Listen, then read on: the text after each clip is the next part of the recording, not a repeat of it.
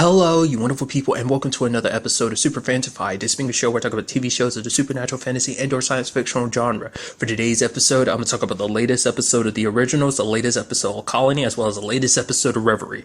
Like always, if I'm talking about something that you want to listen to, you can always look in the description down below. I include a time when I start talking about each of the respective shows. So, for example, if you want to hear what I had to say about this week's episode of the originals, you can skip to what I had to say about this week's episode of Colony, and/or skip to what I had to say about this week's episode of Reverie. But the first thing I'm going to talk about is this week's episode of the originals. A lot of stuff went down in this episode, so we're gonna have to break down. There's the whole Freya and Keelan, they're moving up their wedding day, because it's kind of sad, because it's like, oh man, all the stuff that's happened, everyone's going through, like the whole Ivy situation, the Josh situation, everything that's going down with Hope's curse.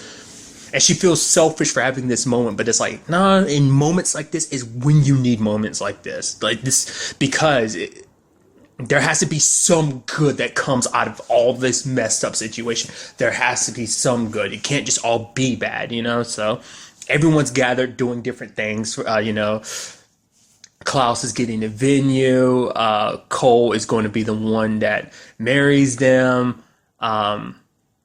Just everyone's doing their little part with the whole situation. She wanted Vincent to be her best man. Sadly, Vincent left because for him, it's like, I can't stay around here. Because for him, it's like, it feels like nothing he does is good enough. It's like, yeah, we kept 7 years apiece. That's fine and dandy. But it didn't do Jack Dilly squat because it fell apart so easy. And he feels like it's an endless struggle. He made a comparison of like pulling a stone uphill and just having it roll right back down. It's just kind of like, have I done anything, after everything, And he's saying he won't be gone forever, but I mean, I guess it's just he needs time to himself to process everything that's happening, because he's just like, I'm no good to anybody in the state that I'm in, because I guess I just having lost Ivy and just, I mean, you're kind of like all the witches really have right now, aren't you? So can you really just be balancing? But I guess maybe it's not necessarily just to going, well, I guess it is to go up by himself, because he's like, I'm no good to anyone, so I would assume that is to the witches too. So what are they going to do without you around? But nevertheless,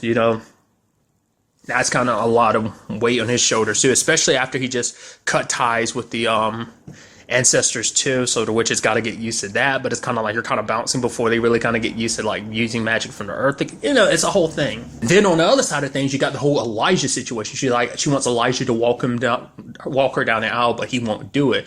I'm like, I was like, oh, why? Because I thought his reasoning for it initially was like, oh, obviously he's not going because he feels like I don't deserve to be there because everything that happened all this time, like it's kind of that, but I thought it was more so like no one will want me at the wedding, and I wouldn't want to crash her perfect day. I thought that was kind of what it is, but it is more so about he was beating himself up still about the Haley thing, because it turns out because he got a letter from someone named Andrea. At that moment, I'm pausing. I'm like fluttering through my mind. I'm like, I don't remember earlier season, but Andrea, has that name ever had any significance? Lo and behold, it turns out that Haley actually visited him in those 7 years. Actually, it's like 5 years ago.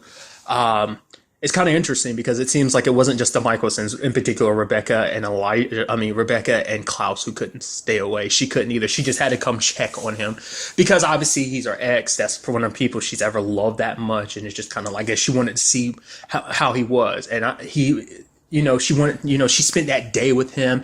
And for her, she ends up talking about later on, I thought was kind of a fascinating thing. She came to see him because she wanted to see an Elijah without all the burden of like all the time he spent in his original, like his past weighing him down. Like she felt, it's like, oh my God, he looks so good. Like if things had been different, if they had met under different circumstances, if she had met this Elijah, maybe their story would be different. But it's like because she needed closure, because it made her feel better. Like I said, it's like all the pain that came about because of her relationship with Elijah. She was able to kind of forgive him, just because of that one day. Like I said, got to spend time with an Elijah without everything associated with them, without the Michelson name, without the Michelson past, so.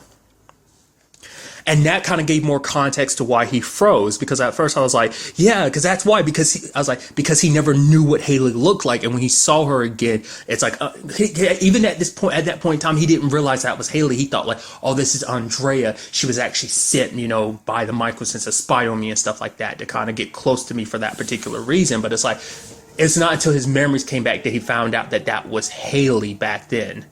Because it just didn't, and that's kind of sad. That's why he had pause. And it's like, if I knew who she was, I could have saved her, would have realized like what this was all about. I'm wondering if he knew at that time she was Haley, would that have changed anything? Would have been like, would there have been a part of him that, or would he have still let her die? But that, like I said, at the time he was thinking that was Andrea. He didn't know that that was Haley, So it does make you wonder, like, because even then, like when they were slow dancing and stuff, you could still see the chemistry, that there was still something there.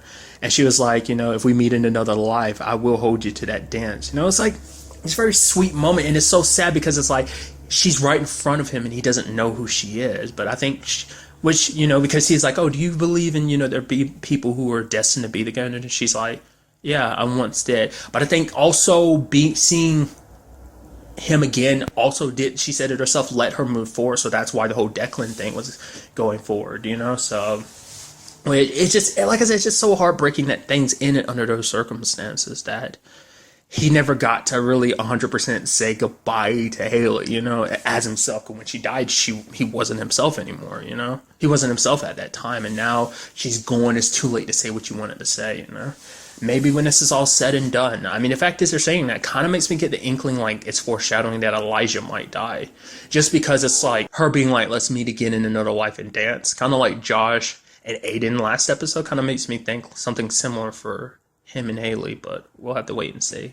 Because initially he was going to run and leave, but until he read her note, he decided to stay. Because it's just kind of, like I said, because it was so much easier. Because it's like, he can't forgive himself, which Freya kind of realizes. She knows that she was hoping that maybe things would be better, but she feels so sad that he's beating himself up about something.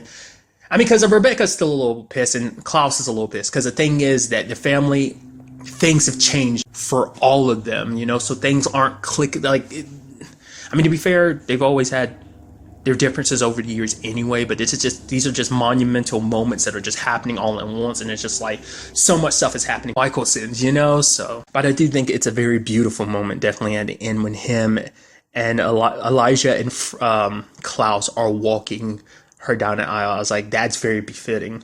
I love Klaus being like, you're late, and Elijah's like, fashionably late. It's just kind of like this nice moment.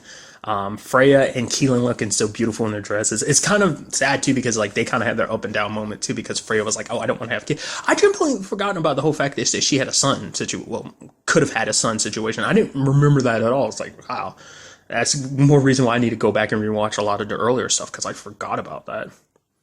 That had to be something that came up in season 2, because that's when she first pops up. So nevertheless, because for them it's the up and down of like, Keelan wants to have a family one day, but Freya doesn't. And initially, Freya kind of makes it seem like her situation in the past is the reason why she doesn't want to have kids. It's like, well, you wait till our wedding day to tell me that.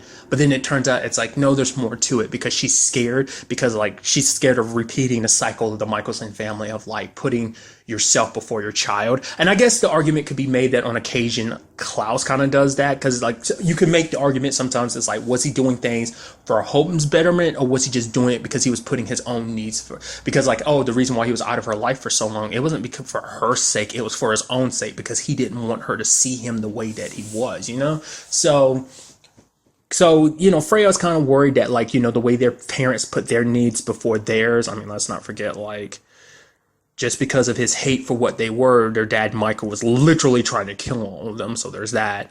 And their mom turning them into what they are, so. And then later on trying to destroy them for, her and Michael both going down the same path of trying to destroy your kids.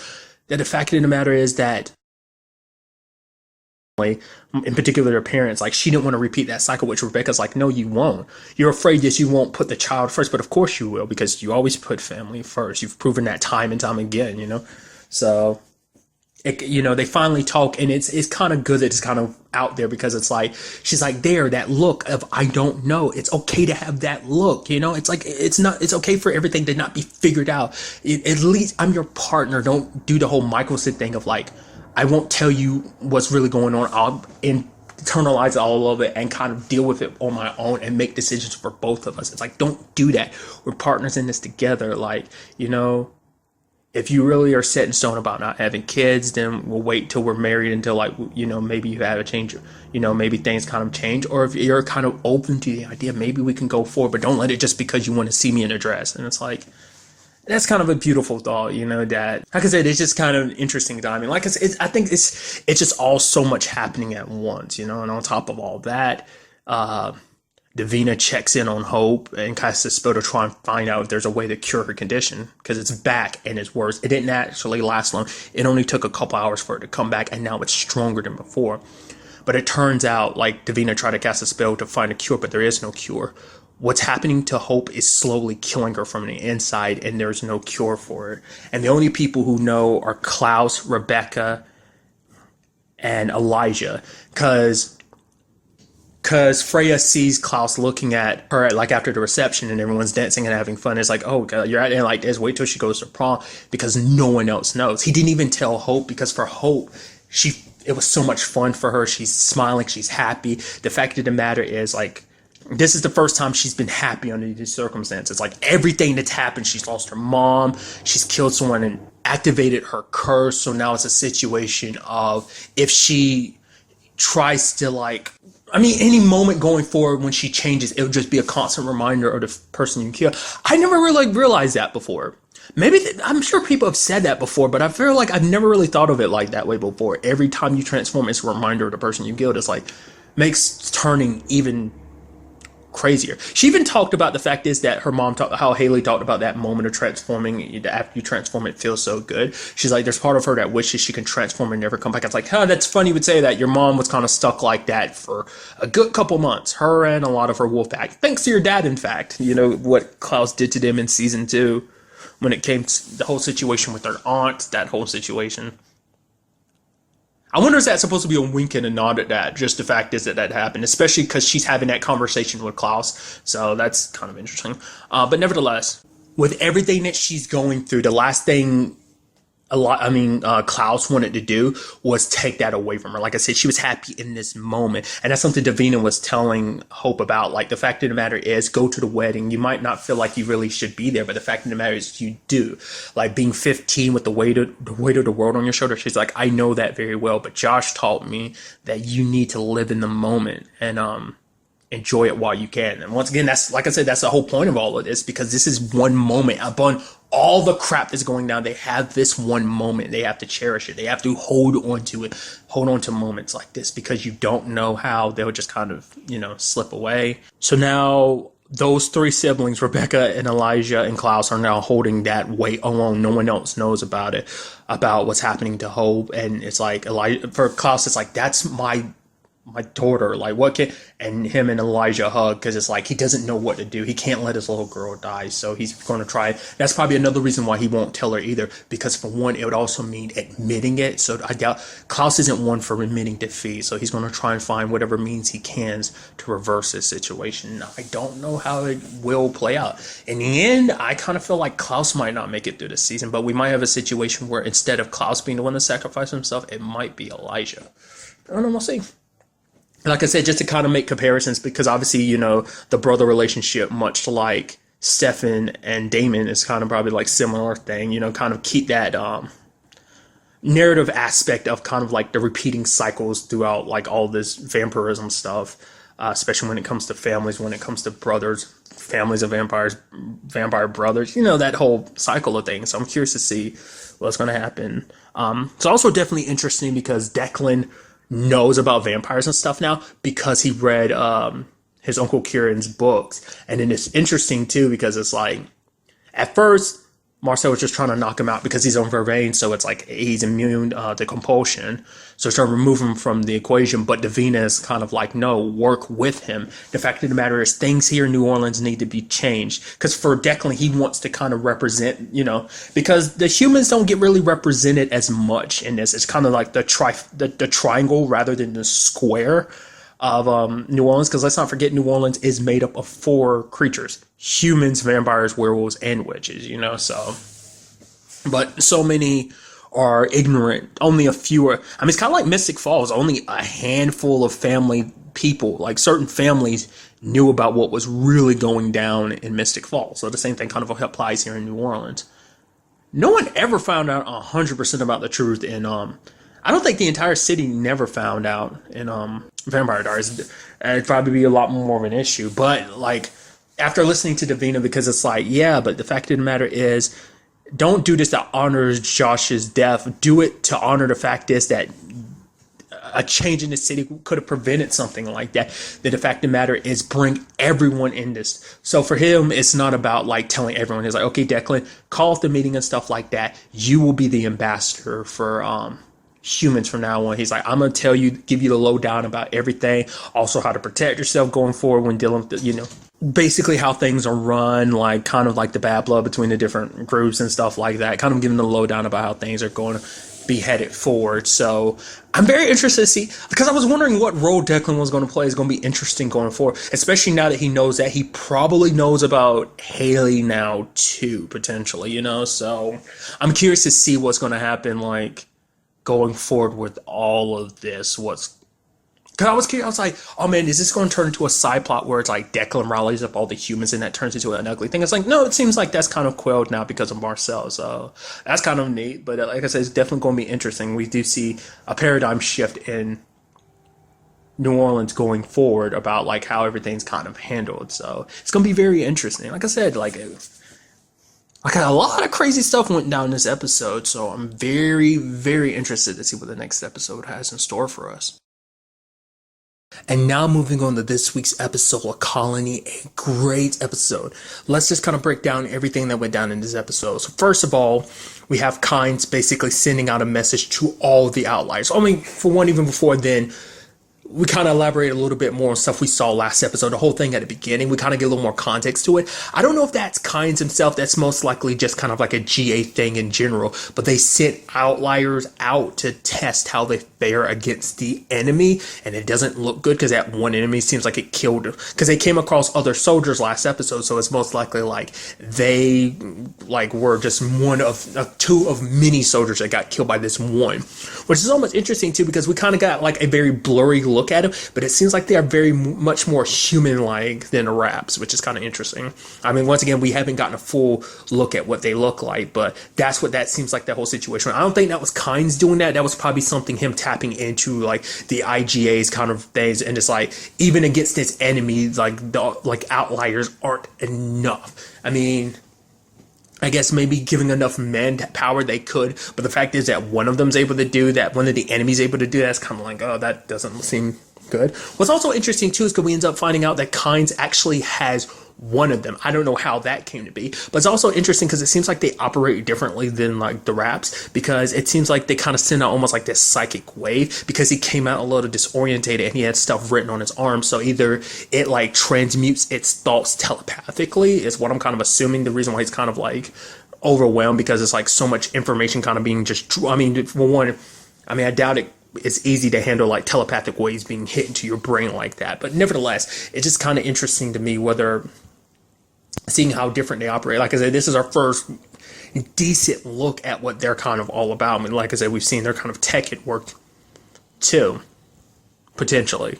So, but Kynes is gathering up all of his outliers, kind of getting back to what I was trying to bring up at the beginning. And the fact of the matter is the IGA is coming in droves. You have Snyder at the forefront of it, trying to track Kynes down, trying to stop everything that he has planned. And it's kind of interesting, the entire episode, you can kind of get this feel that, like, Will doesn't want to bring Katie along, because it's almost like every time, it's like, Katie's like, I'm coming along, and he's almost kind of, like, reluctant, and then, like, later on, he almost makes an excuse for her not to be there, but she's like, no, I'm coming along, too. And then later on, he calls her, like, a liability, and that moment he said that, I was like, yeah, this is more so, and you can see it as the conversation goes on, because it's like, why are you striving so hard? For her, it's like, she was in the state that she was in, and because of that, she thought she was doing, like I said, to compensate for what she lost, she wanted to make sure that every family had a good, safe place. She thought she was doing a good job of taking that job, but it's like, no, like she was just shipping people off to be part of this grand machine. She thought she was giving people a better life, and she felt like she was being used for it, and so she wants to compensate for that. She wants to try and do good now, try to do the right thing now, but Will doesn't want her to do that, because it's like, hey, take all of that and take it towards our kids. They need you. But she's like, they need you, and Will's like, they're better off without me. because he's so broken up and damaged because of this whole Charlie thing, he just kind of feels like he's not good enough for his family right now, and especially in the state that he's in, because I think he's just spiraling, and he just kind of feels like, hey, my family doesn't need me, especially in my condition, and I'm not going to get any better. And I think on some level, maybe he thinks like the only thing that's going to heal that is by dying and being with Charlie or something. And, you know, like I said, his main focus has always been the enemy in front of him, and it seemed like he deviated from that, but now this whole outlier situation gives him a bigger and more targets to aim at, so it kind of gets him a place to point his rage and sadness at, you know? I mean, hell, we really see it come out because, like, Will is alone and he takes out a whole bunch of IGA guys by himself. It's just like bam, bam, bam. It's like legitimately looks like a scene out of a crazy ass action movie where you have the hero just kind of going solo. That was pretty impressive. It's like, whoa, Will's going all renegade like that. That was kind of pretty badass. Because even Broussard calls him out on it. He's like, are you sure you're okay? He's like, I'm like, I don't want you to be here if you're just going to hurt yourself. But Will kept saying like, he's fine. And he's like accepted things. So I guess that's kind of like, he's made his peace. So I guess it's kind of like either from the perspective of like, okay, I've made peace with Charlie's whole situation where I really technically haven't. And I'm just, you know, like I said earlier, pointing my anger and rage at different people, or more so like he said what he needed to say that he can go off because at least the kids still have Katie potentially, and it's just kind of like I said, just kind of being sacrificial just because it's like, because he can't deal with everything himself, like he can't deal with himself living with everything that's happened, you know, feeling like a failure. He feels like he failed his son, that there's, you know, even though he still has Bram and Grace, he feels like he can't, you know, he's going to fail them like he did Charlie in some shape or form, you know. Which is kind of sad even more so because, for one, no one noticed that Bram was gone. Bram didn't bother reading the note that they left behind and everything. Then when Katie got left behind, Bram came back and he grabbed Gracie because he knew a war was coming to Seattle. And rather than telling his mom, he just left with Gracie. And you could tell Gracie had reluctancy to do it, but Bram just went full blown ahead, which sucks on many different levels. Which, one, yeah, you can understand why he's doing this because he's trying to look after his little sister. It's like, yeah, his parents aren't in the right state to look after, you know, it's like, oh, it's my job to, you know, do that. But it's like, you don't do that. You know, there's a war coming and everything, and you don't let your family know what the hell is going on. The phones don't work. You're going to do that. How shitty is that? Like I said, I understand your reasoning. It's understandable, but you don't do that shit. You're scaring the hell out of your mom. Like, the fact of the matter is you would do something like that. You sneak away while she's asleep. Kind of shows already that you know you shouldn't be doing what you're doing. Like I said, the fact of the matter is you can't blame. Like, I get it. You expect them to be the parents and everything, but it's like they've been struggling with this whole Charlie thing their own way too. And then, yes, it hasn't been the most pleasant thing, but it's like, it's hard to handle grief in their way, you know, like it's a complicated situation. I mean, maybe Bram kind of feels like he's already been through this because that time when Charlie was going, when he was stuck in Santa Monica, kind of already dealt with that little bits of animosity here and there. But maybe it's just kind of like, obviously this was blown to an even more degree because at least there, where they knew that he was in Santa Monica, granted they didn't know whether he was really okay or not, but they just hoped. But now it's like they know he's gone forever and there's no getting him back, you know. So what's interesting is that he ends up going over to his girlfriend's house to stay, and her dad is super okay with that, which is kind of interesting considering the fact is his girlfriend's dad had ratted out the two people who had run into Kynes, so that kind of put his Will in a compromising position kind of to a certain degree. And it's kind of these little connections. It's like that doesn't have a direct connection necessarily. It's like direct but indirect situation, because it's just kind of interesting because it's like, yeah, he potentially could have gotten your dad killed because he gave up the two drivers who Kynes took their vehicle. So it's just kind of interesting how that worked out like that. Now you have Katie flipping out because she has no way to know exactly where they are because she can't get in contact with them. So she's probably going to go from different place to different place that she knows of. I mean, to be fair, she doesn't really even know that much about Bram because he's kind of kept a lot of his life secret since being in Seattle. So she probably just, I don't think Gracie brought up the whole fact that he has a girlfriend. Maybe that has come up. I feel like I vaguely remember a conversation about that coming up. But so she's obviously going to be very panicked. Will's in the situation he's in. He got out, but we see him bleeding, like blood drops from his hand. Granted, we don't know if that's his blood or someone else's. And he just looks so broken just because it's just kind of like he got out, but I guess, it didn't fill that hole in his heart, maybe he thought, because Broussard's kind of in this for a greater purpose, because for him it's like one man can't change all of this, but maybe one man with a gun can't change everything. But like the fact is that Kynes has constructed Seattle the way he has, maybe, just maybe, we can kind of take the world back from like the IGA when this whole war situation. Because the way he was kind of phrasing it at the beginning, he's like, I want to be on the winning side. And I guess for him, it's like that winning side is humanity.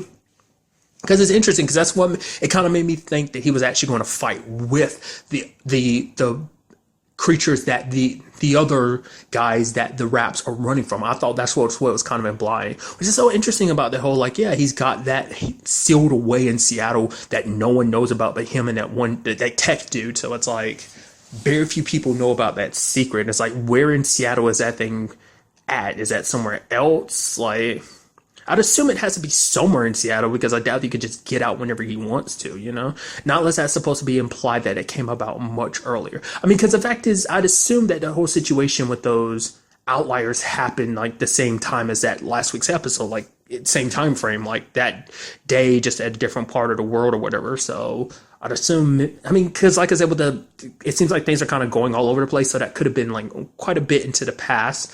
Because Kynes wouldn't have had time to do that because he's on the run right now. So, it's that whole situation. So, I mean, because it's interestingly enough, because the last time we saw that dude present daily was the fact is when Kynes told him to shut everything down. Which I'm wondering, does that affect that thing in some shape or form? Is that thing kind of loose, or is it still kind of locked up where it is too? We'll just kind of have to wait and see. Kynes isn't in great condition though himself. Some of the outliers, like, there are a few that died, some that are quite injured. Definitely Kynes isn't in the best condition, but he's kind of the man with the plan, so I've got to keep him alive long enough to kind of figure everything out. What's also interesting, too, because now this is going to prompt the IGA to bring in outliers of their own for Garland to kind of go after them with, and so that's kind of interesting. I didn't bring it up earlier. I mean, I brought her up, but I didn't talk about the whole situation of Broussard bringing Amy along, because that was kind of like a big dagger in the heart for Katie, because it's like, no, you're leaving me behind, but you're taking her.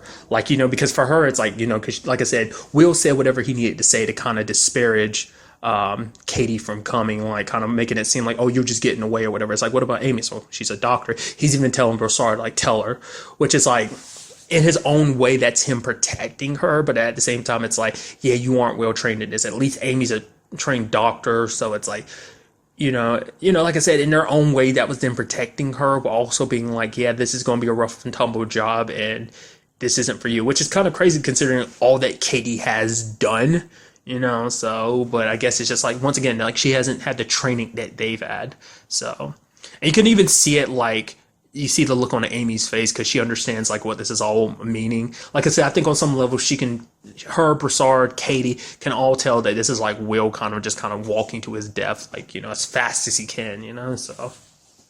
But it's kind of interesting because Broussard is kind of like, he didn't want to drag her into this, but he needs her help. She's the only doctor he knows, and they're going to need one for the situation. It's like, I got your back, like, I shoot, you patch people up, so. Once again, I still kind of get the inkling that it is definitely more, that there is something there. Because once again, that's what Will kind of brought up. Like, I thought that's when he was insinuating not just a partnership, but like more than a partnership. But it doesn't seem like either one of them is willing to say anything. But they might want to do that because we don't know how much time they have left with this whole situation. I mean, like I said, you have the Bram situation with Gracie, and it's like things are escalating more and more in Seattle, and things are going to get bad. Which is so interesting because at one point in time, he was kind of part of a resistance group himself trying to do something. But now it's like, I guess in his mind, with everything that's happened, he's so set on protecting the only sibling he has left. So I'm interested to see what that whole situation ends up turning out to be. I mean, if Katie does find him or whatever, is he going to try and keep Gracie from his mom being like, oh, you're not good enough parent and stuff like that? Like, once again, considering the circumstances, I think they've done a great job. It's gotten complicated. Like I said, it's not easy. To be fair, we haven't seen all the time that they've been in Seattle. Like, we skipped through quite a bit of that. So obviously the awkward silences, obviously like the elephant in the room of them kind of having issues with each other. Like, that is a lot to bear, as like I said, being the older sibling, having to like kind of quickly jump to almost being a parent in this situation, so. But like I said, that still doesn't justify. I mean, you understand why he did. Still not cool that he did it. So, but ultimately, in the grand scheme of all of this, is a question like, how do they get out of this? The IGA is coming down on them with full force. They don't have the weapons they needed to kind of make this situation happen. They're on the run. Like, they're kind of being pushed against the wall. and the IG's just bringing more and more forces on Seattle. Like, how is this all going to end?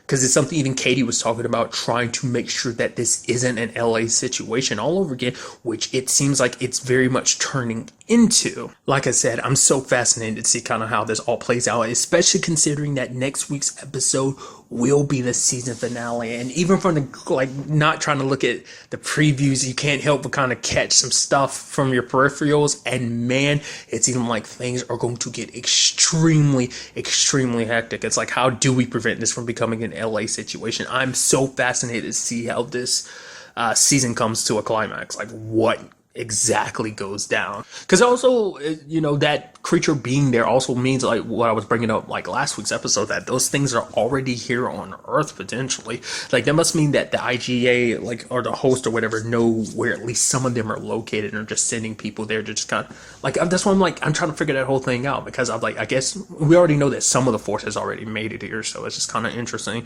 I guess these are kind of supposed to be test runs and they're not going that well, so that kind of gives us a look at the future. It doesn't look well, because once again, it's like, what happens if the Raps win? Will they just leave and just leave the IGA in control, or will they run the Earth? If the other guys win, will they try and wipe out the Earth? Especially considering the fact this Earth is going to be the battleground. That means it's going to be smack dab in the middle of it. So who's to say anything of Earth's going to be left when it's all said and done? Because it's like, it seems like most sides kind of look at it from a mutual destruction perspective of like, oh, they'll kind of potentially wipe each other out, and then we'll deal with the IGA when it's all said and done. It might not be an option when it's all said and done. Like I said, it depends a lot on who the winner is in the long run and what that winner decides to do at the end.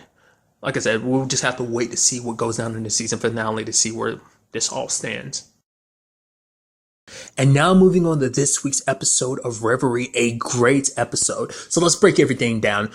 First of all, Mara's kind of hanging with Paul and they're kind of testing out some Reverie stuff. And then all of a sudden a doorknob appears as black, which they're all red. So it's like, what makes this one different? She goes into this Reverie, and then it turns out there's this kid named Emmett who's captured there. She's trying to tell him it's all fake, but he doesn't believe her, and he's trying to leave, but it doesn't work. She tries to leave, but it doesn't work. But eventually she gets kicked out of the Reverie. So it turns out that this is all about the military, because basically they're using a Reverie for interrogation purposes, which kind of already had a feeling like, yeah, that was going to go down that route in the first place. But it seems like Monica actually had nothing to do with it. She was like, no, like, she wanted to help people with PTSD, but for her, it's like, I don't run the defense department, so it's kind of out of her hands. Like, her superiors are the one to kind of tell her like what to do about it. Like, she brought this product in and everything like that. She had her thoughts about how it should be handled, but everyone else has their own thoughts. This is so sad because Alexis is calling her evil and everything like that about how everything's kind of being handled. Because for her, it's like, no,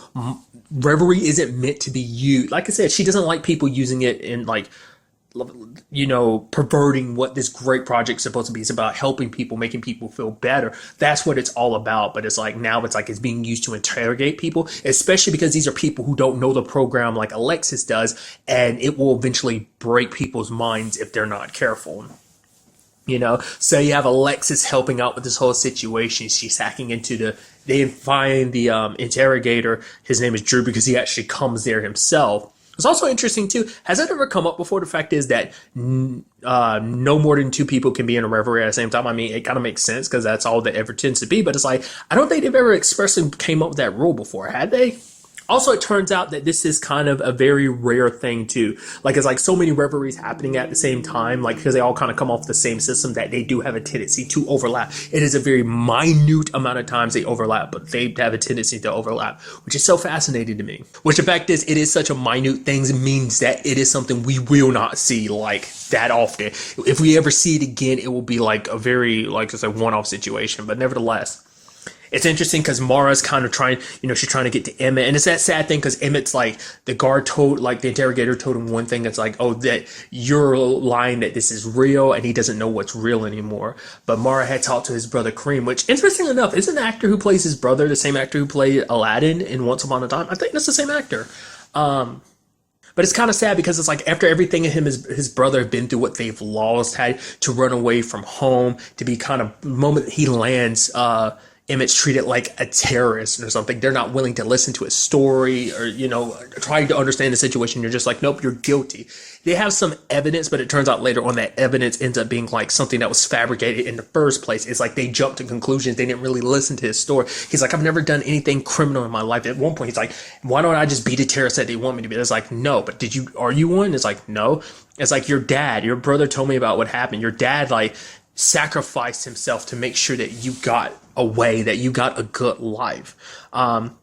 They kept bringing up his mom. I guess their mom must be in a different situation or whatever, because we never really see her pop this episode, because the only one we see is his brother. So, no, I mean, I don't think they said anything about anything happened to their mom. Definitely about their dad. They lost their dad, but still, it's kind of sad that it's just kind of like, when it comes to their family, they only have their mom and each other, and they don't want to lose each other in this whole situation, so. Because what makes this Reverie very different too is because of the situation, because they've modified it on their end. Like, there's no, like, just getting out with Exodus, because she had tried that before. It didn't work. It didn't work for Emmett because they had modified it to the point that a Mandela had to be used. It could be like a physical exit point was the only way for them to get out, which is all interesting too, because you even had, like, in the real world, like, Drew confronting them, and he's like, oh, if you guys are helping out in any shape or form, I'll bring up charges against you, which is like, oh, that's not good. I even love it that, it's not like Charlie scolded Alexis for what she did. As he was walking behind, you could see a smile on his face. It's like, Charlie's kind of a bit of a rule breaker himself, especially under these circumstances, because amongst everyone, him and Paul, they all trust Mara's judgment. If she's like, this kid is innocent, then we're going to help out this kid the best we can, so. Together they dealt with Mara and Emmett dealt with the Avatar guards that were there. There's a whole pit thing that was kind of created. It's kind of interesting. Look at the Avatar being deleted like that. Has this never happened before, has it? I mean, we've seen some reveries kind of falling apart. Like, there was a lady a couple episodes back who was dying and her reverie was falling apart like that, but never to that extent, like someone getting deleted like that. That was kind of pretty intense. And even Emmett carrying wounded Mara across, which we'll get to that. I'll circle back to that in a bit. But it's like, that was so awesome of him, like her time to, like, because I like the whole theme of the episode. He bring it up at the beginning and they kind of bring it in later on. It's like the whole, like there's always going to be one side of your brain that's always going to try and tell you that this is real. You have to kind of trick your brain into not thinking, because that's why Paul was able to kind of float, which means eventually we're going to get to the point where, like, in Reveries, you can fly and stuff like that, do really crazy stuff. And I'm very interested to see what that turns into, but it's like this small thing that ends up turning into, kind of ballooning into something else, because obviously it gives Emmett the courage he needs to kind of go across the wood plank, across the pit. It's like, you won't fall. This isn't real, Because really quickly, talking about it, bringing up about Mara's situation is the fact that she got shot. And even she's like, because this is the first time she's ever gotten physically hurt in a reverie. And the fact is, like, she was like, oh, no, it's okay. It's not real. It's not real. But even then, she still got hurt, and it, like, hurt like crazy, even though she knew it was real. I guess no matter what, you still can't shut off that part of your brain. What's interesting, though, is when she came back to reality, she still was hurt. And even it's like, has this ever happened before? Even Paul was like, no, it's okay. No, don't worry. We'll look into it, because it's like, no, that's probably some stuff that they've never experienced before. Like someone physically getting hurt from the reverie, like something you sustained in the reverie coming back. So I guess it's almost like that, like, I guess comparison I can make is like Nightmare on Elm Street type of thing. Like, you die in your dreams, you die in real life. Like, whatever trauma your body engages in the reverie, your mind is so content on believing it's real that your body, like, has a physical reaction to it. It seems like that's the case. So the question is this just the reverie getting smarter and smarter, or is this someone else fiddling with it? I mean, to be fair, this was the military's reverie, so maybe it was meant to be a little more. I mean, they did make tweaks to it, so who's to say, like, things weren't a little modified on their end? Or let's not forget, I'm blanking on his name, the dude who went all stalkerish on Alexa. Let's not forget he's kind of tapping into reverie himself, so he could have made some modifications. For what purpose, I don't know. Like I said, this could just be a situation of, like, oh yeah, it's just learning and growing on its own and just making everything more real.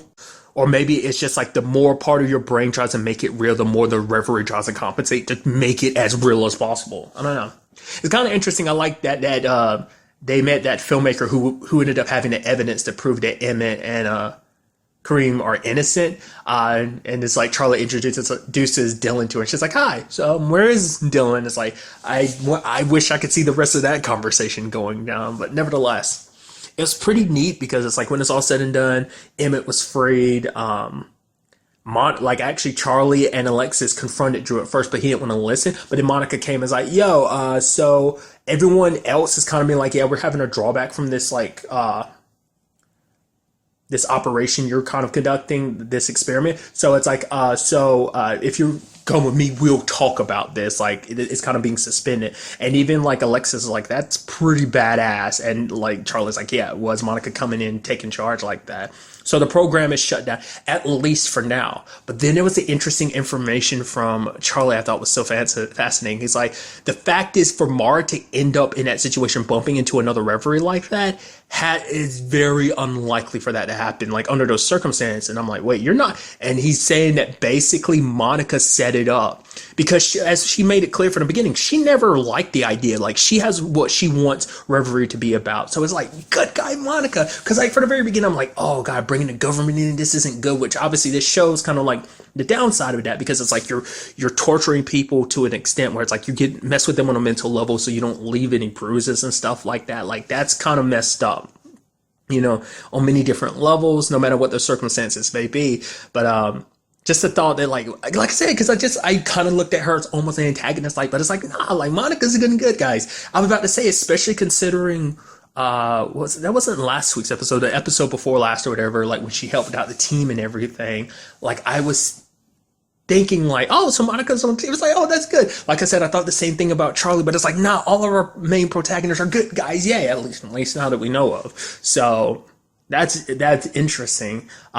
Because for her, by getting them to deal with it rather than dealing with herself, she makes sure that she protects herself in the whole situation while dealing with this. Because now the program is on hold, at least for now. But she's still in a position that if anything comes up about people misusing the Reverie, not the way she would like it to be used, or like how Alexis or Neuron would like it to be used, then she can kind of step in and potentially, kind of mitigate some of the situation. So I was like, wow, look at you, Monica, being all sly.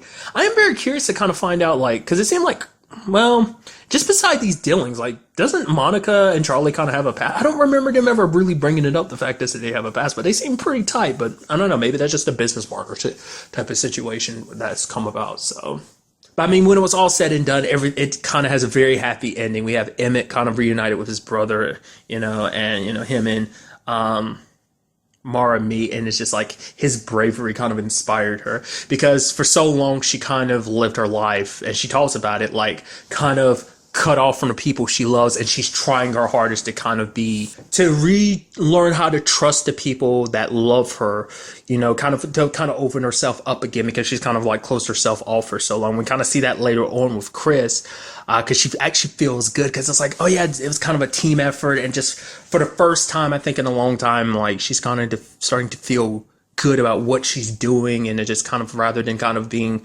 stuck in all that's happened. Even like the whole Ray situation, she even talked to Chris about the fact is that she saw Ray, and I don't know, maybe that's kind of what inspires her even more, because seeing Ray in that condition, like I was wondering like what that was going to turn into, whether that was going to be like a revenge type of situation, in what type of shape or form, I wasn't sure. But maybe looking at Ray, it inspires her to live even harder, to kind of like cherish, to kind of open up to those around her, to hold on tight to them, and also try to help out as much as she can. Because like I said, this is all about, helping her as well, while helping others, she's kind of helping heal herself as well. So we see her and Chris making out and everything, which is interesting considering the fact is we do know that Paul potentially has a thing for her too, which is going to complicate things. But it's like, I wasn't expecting Chris to kind of pop back in the story immediately. It's like, oh, I thought you'd probably be maybe later on, but it's like, oh, you're calling her immediately. And it's like, Mara hangs up the phone, she's got a smile on her face. I was like, oh, wow, things are going in a good direction. I'm definitely heading in a good direction to kissing and making out things. So, but then questions will start popping up of like, oh yeah, is that the right direction and the right move for her to make? Is she moving too quickly? Is she thinking things are good for her, so it's time to make those right moves? Or is it, too soon? Like, what's going to go on? It's just kind of, she's riding this high for now, but maybe something's going to happen to kind of potentially set her back. I don't know. We don't know. We just kind of have to wait to see what the next episode has in store for us with all of this kind of continuing forward. And once again, like I said, the big mystery of like, why did she get hurt? Is it what I thought it was? I'm thinking it is. The whole like, oh yeah, your mind's making it so real that your body's having a physical reaction. Or is there more to it? Like I said, was it the Reverie program being messed with? More questions we'll have to wait to see get answered. But really, that's all I want to talk about in this episode. To the next time we meet, be happy, be safe, live life to the fullest, and enjoy it. Good day and goodbye.